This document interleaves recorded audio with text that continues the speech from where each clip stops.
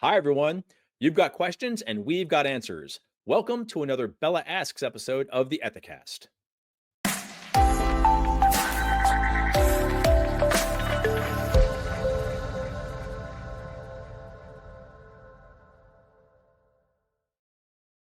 The Business Ethics Leadership Alliance, or BELA, is a global ethics and compliance community that provides exclusive access to helpful data, benchmarking, events, and other resources to advance your ethics and compliance program.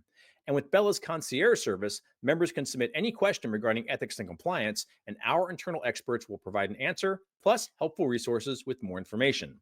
And while we invite everyone watching and listening to join BELA, we also know that there is no competition in compliance, which is why we're using this program to thematically respond to high level questions from the BELA community for the benefit of E&C teams everywhere.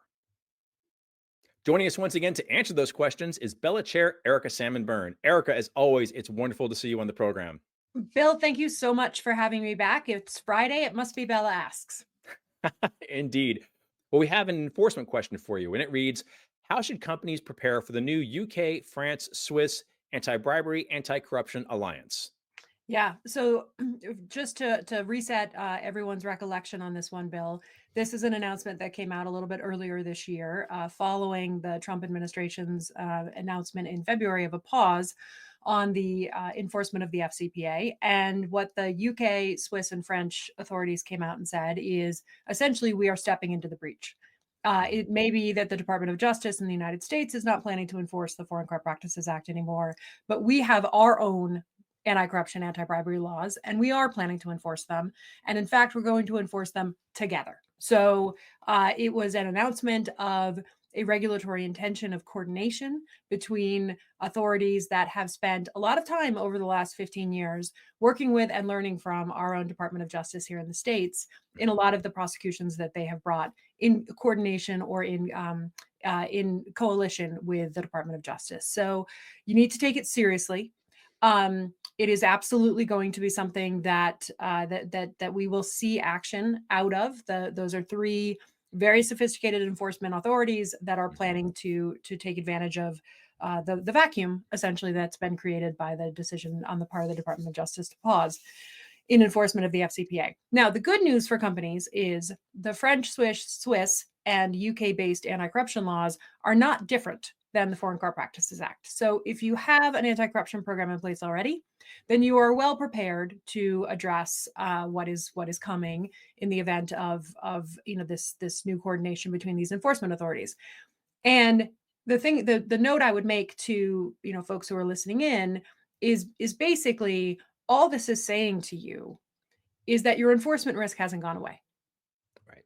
And hopefully you already felt like your enforcement risk had not necessarily gone away because, of course, as you and I know well, Bill, the statute of limitations on an FCPA issue is 5 years, not 4. So, most of the companies that we partner with, most of the companies that we work with, they were all planning to sort of proceed business as usual from an anti-bribery, anti-corruption perspective, because there are so many other jurisdictions in the world where you do see local anti-corruption laws. 47 countries now have anti-corruption laws in place, Mhm. and you do see enforcement of those laws. What this announcement does is basically say, instead of a situation where you might have thought you would be dealing with the UK by itself or the French by themselves or the Swiss by themselves, they have said we are going to be engaged in deliberate cross-jurisdictional, cross-border coordination with each other.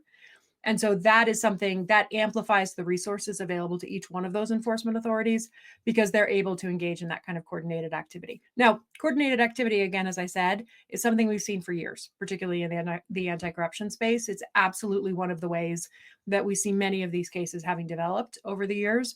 And so this is really just a continuation of that, without the US having a seat at the table.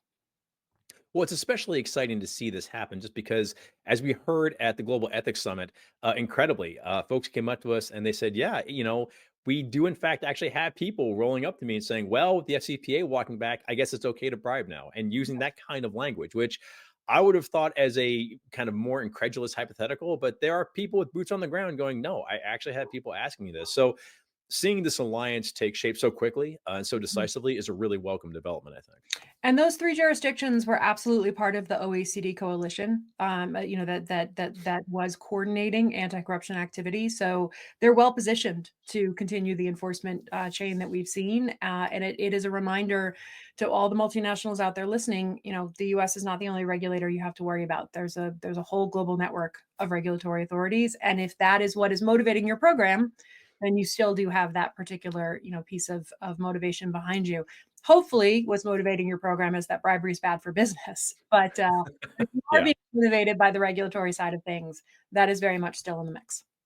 outstanding. Well, Erica, as always, we appreciate you weighing in on these questions from the BELA community. Thanks so much for coming in. Oh, absolutely, Bill. My pleasure. And as I say at the end of every one of these, to all those Bella members out there listening, please keep the questions coming so that I get a chance to come back to talk to my friend Bill. To learn more about BELA, visit ethisphere.com/BELA to request guest access to the Member Resource Hub and to speak with the BELA Engagement Director. If you have a question that you would like answered on this program, contact the BELA Concierge Service and we'll get to work on it for you.